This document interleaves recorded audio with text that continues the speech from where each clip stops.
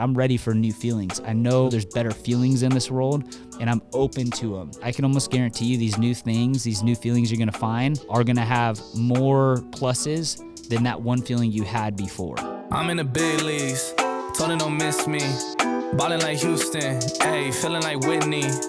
I need a bag, bruh, send it through quickly. I'm making his dog, like I'm in the big leagues. Told him that I gotta go, dog. I'm riding the road, y'all. I think that I'm back in my bag now. So I need that go, y'all. Got hits when he throwing the fastball. Just too quick for it. Peeling off like the whip orange. Welcome back, friends. Welcome to the Do Good Movement. Our purpose here is to make a positive impact in our society through real-life education. The movement comes into play when you share the content to help other people do good just like you. A lot of you have been doing that. Thank you. I know it's probably something that you hear. I know it is something you hear at the beginning of every show, and it just becomes that second nature, and it's just in your ear and goes in one ear and out the other. But just wanted to take a second. Thank you guys for sharing the content. Please subscribe. Please share the content if it helps you in any way. If you listen to this and you're like, hey, it's not for me, it's not for other people I know, don't feel obligated to do that.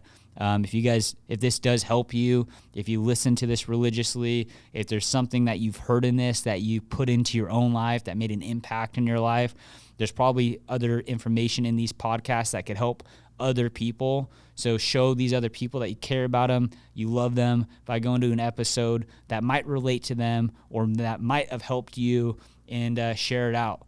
Again, not doing this to get paid, just doing this because I really, really, really want to help. And my goal has always been just help that one person. And then when I help one person, then I want to help the second, then the third, then the fourth. I'm going to do this for my entire life until I'm dead. And hopefully that's my legacy, as I go down knowing that I did everything I can to influence and help people live their better life. And this is my purpose. The business and all that stuff's cool. Business gives me the luxury of time where I could spend time in front of this camera and do this and pay the people to help on this Do Good Movement team, help us get this information out to you. This is going to be on a personal note that I'm going to talk to you guys today. Not necessarily about me, but I could explain different scenarios, how things have happened in my life, and it's taken really a long time to get to this point, to understand it, to speak about it. So I want to do the best I can, and I think I have a way to have this make sense.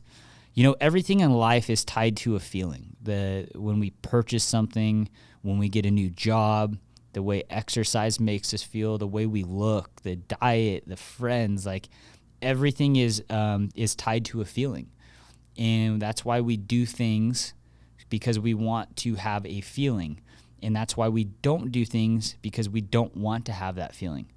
So hopefully that's resonating with you. And if you could capture that and understand that piece, the rest of the show is going to make a lot of sense to you. But everything's tied to a feeling. And I went through a big portion of my life of I've had a lot of ups and downs, right? And the goal is obviously to have more ups than you have downs, but I think I self-inflicted a lot of my downs because of the feeling that I was going for. Is I was always trying to replace like a certain feeling the way one made me feel or a thing made me feel. And I thought the only thing that can make me feel better is I have to replace that feeling as an exact. And so let me tell this to you. So like, let's say if I had a dog, right? And I really love this dog, and that dog's no longer with me. I either say, hey, I need to go get another dog right now because like I need to feel that feeling in my life to feel okay. And I need this dog to be the exact same. It needs to look at me the same. It needs to understand me the same. And the truth of the matter is that dog's going to be different, right? And I need to come to a point in my life and say, hey, that feeling might not ever be the same, and I need to be okay with that.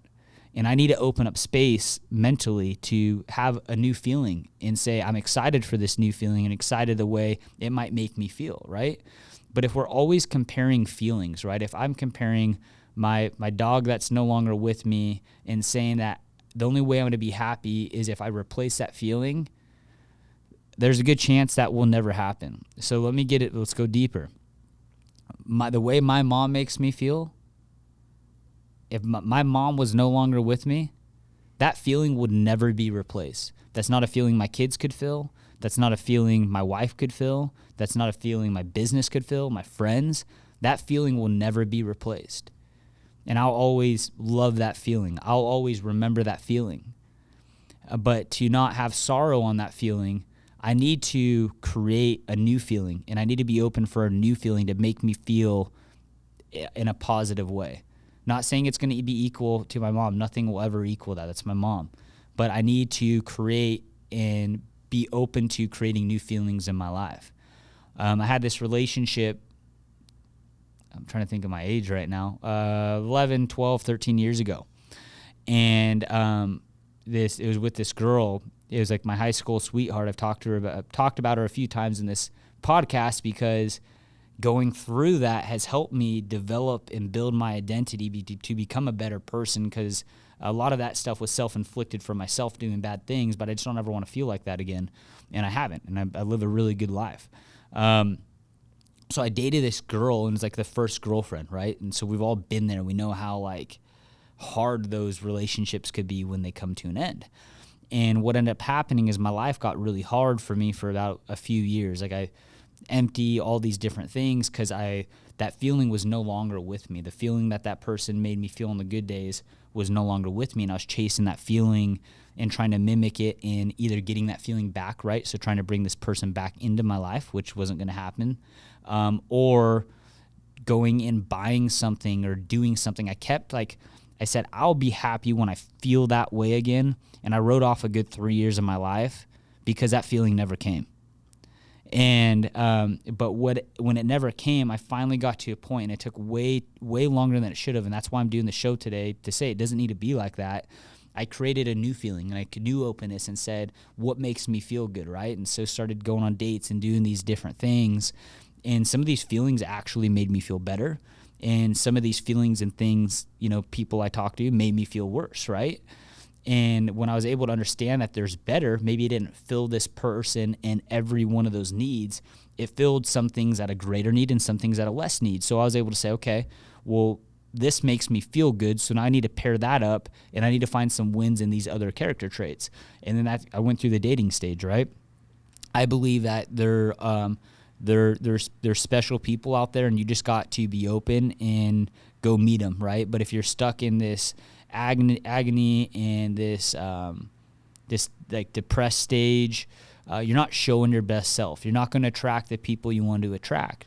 But if you could, and it's very hard, so I understand, guys, but being able to push those emotions aside and say, hey, I'm going to search for a better feeling. I know there's a better feeling out there because I've experienced things in life that have gave me that rush, and I see other people in my life that live that feeling. That tells me that there's hope, and that tells me that that's out there and I could go ahead and accomplish that. And so be positive about it, and just understand that, hey, you had that feeling, and it's okay to build new feelings. And just personally going through this dating stage, I eventually found my wife. And I could tell you what, I'm so grateful for having to go through this and being open, because of the feelings that she gives me has satisfied me in every single way that life can.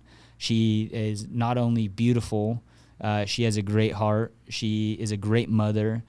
We have kids. We raise our kids the same way. We have the same belief system.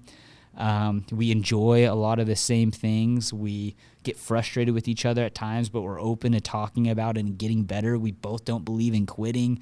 All these different things, and this all happened. I was able to meet my wife, and I was able to put myself in the scenario because I sailed that old feeling away, and I opened up and said, I'm ready for new feelings. I know there's better in this world, and I know that there's better meaning that I know there's better feelings in this world, and I'm open to them. And the feelings, they could obviously be a little bit different. Don't try to ever compare a feeling versus a feeling. Be open to starting new and grading how those feelings make you feel and how you feel overall. You can't tie everything into one thing, how things were in bed, or what the date was like, or how somebody lifted you up on your hard days, or the affection. Like, you got to write out, if it's that feeling, if it's a dog, if it's a girl, if it's a finance, well, what about it? You got to break it down. What about it made you feel good? And look for that, right? And you don't have to have 5 out of 5, right? Maybe this feeling that you're going after could fill 4 of those.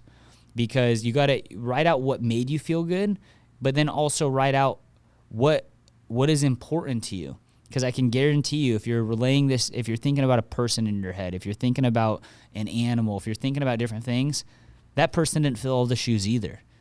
So it's not fair to compare an apple and an apple on this stage.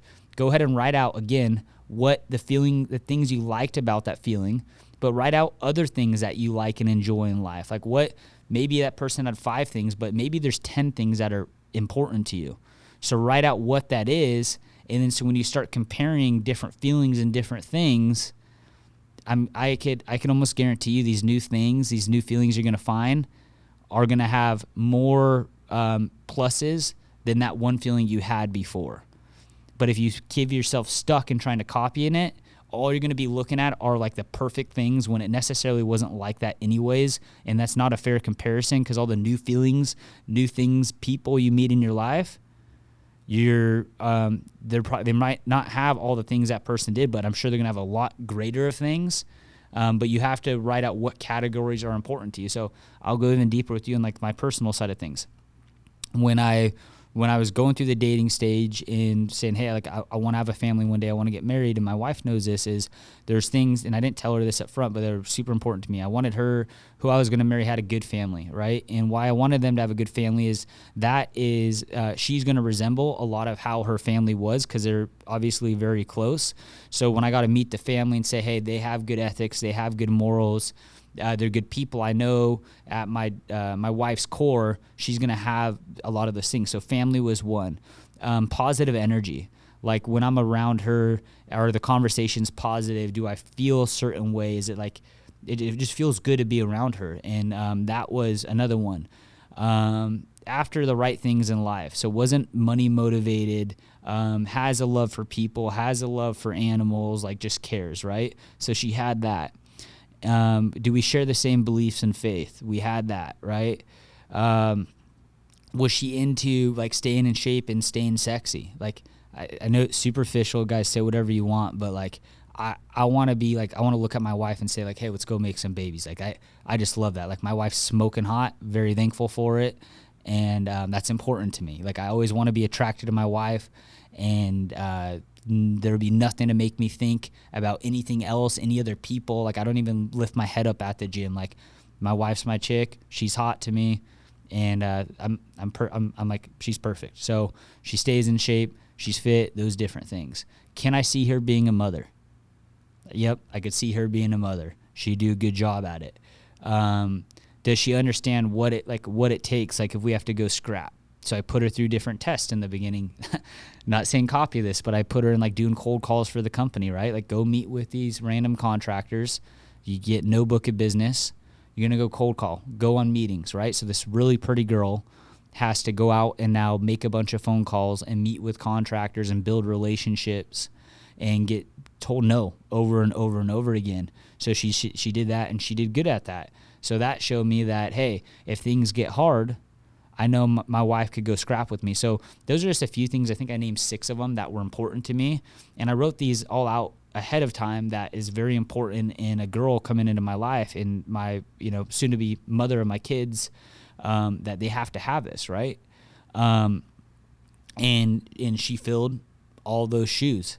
And I'm sure there's a couple that I'm forgetting. There's, of course, probably 1 or 2 that she didn't fill, and that's okay, because what I looked at on like, hey, can I live with this? Like, yeah, heck yeah.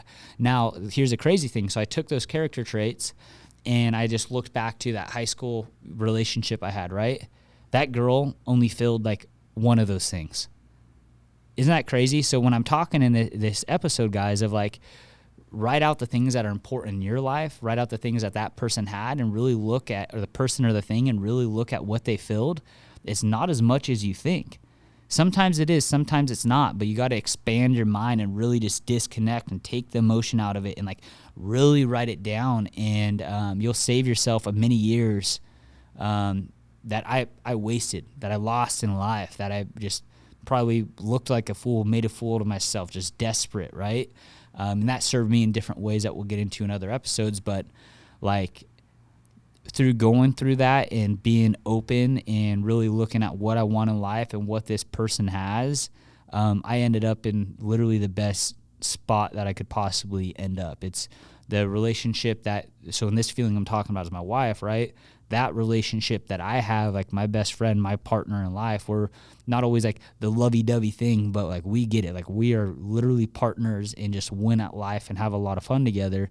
Like I ended up in the perfect boat because I was open to building new feelings and talking and doing different things and replacing that feeling, or not replacing that feeling, building a new feeling that satisfies me in a greater way than that past feeling. So I know it's deep. I know there's a lot of little ins and outs of what I talked about. It might be a little bit confusing, but do yourself a favor, be open to new feelings. Stop trying to copy and replace past feelings, because there's other feelings in life that will make you 10 times better. That's what I have. Do good.